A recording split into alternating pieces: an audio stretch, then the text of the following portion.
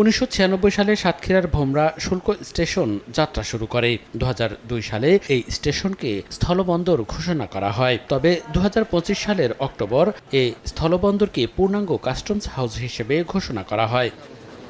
পূর্ণাঙ্গ customs house হিসেবে ঘোষণার পর স্থানীয়ভাবে সব শুল্কায়ন ও বাণিজ্য কার্যক্রম পরিচালনার পথ উন্মুক্ত হয়। তবে যে আশা স্থানীয় ব্যবসায়ীরা করেছিলেন তেমন কার্যক্রম এখনও শুরু হয়নি। তারা বলছেন, দিন দিন এই স্থলবন্দর দিয়ে বাণিজ্য কমছে। পাশাপাশি বন্দরটিতে নেই ওয়্যারহাউস ও ট্রাক টার্মিনাল এবং ভালো ট্রান্সশিপমেন্ট ইয়ার্ড।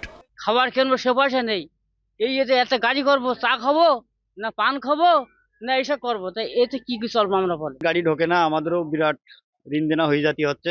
অবকাঠামো উন্নয়ন হচ্ছে নাই, কাস্টমার হাউস উন্নীত করলেও ব্যবসায়ীরা সেইভাবে কোনো সুফল পাচ্ছে না। অবশ্য বন্দর উন্নয়নে 19টি অবকাঠামো উন্নয়নের কাজ হাতে নিয়েছে কর্তৃপক্ষ। আর এসব উন্নয়নের পর বাণিজ্যের সঙ্গে রাজস্ব আয়ও বাড়বে বলছে কাস্টমস বিভাগ। বন্দর যদি এই অবকাঠামোগত দুর্বলতা কাটিয়ে উঠতে পারে তাদের যেই অনগোয়িং প্রজেক্ট আছে সেটার মাধ্যমে, তাহলে এখানে আমদানি অবশ্যই বাড়বে এবং এট দ্য সেম টাইম রপ্তানিও বাড়বে। তো আমদানি বাড়ার মাধ্যমে এখানে রাজস্বের উপর ডেফিনেটলি একটা ইম্প্যাক্ট পড়বে। কর্তৃপক্ষের তথ্য মতে ভোমরা স্থলবন্দরে একসময় একদিনে সর্বোচ্চ 4 শতাধিক ট্রাকে আমদানি পণ্য ঢুকত।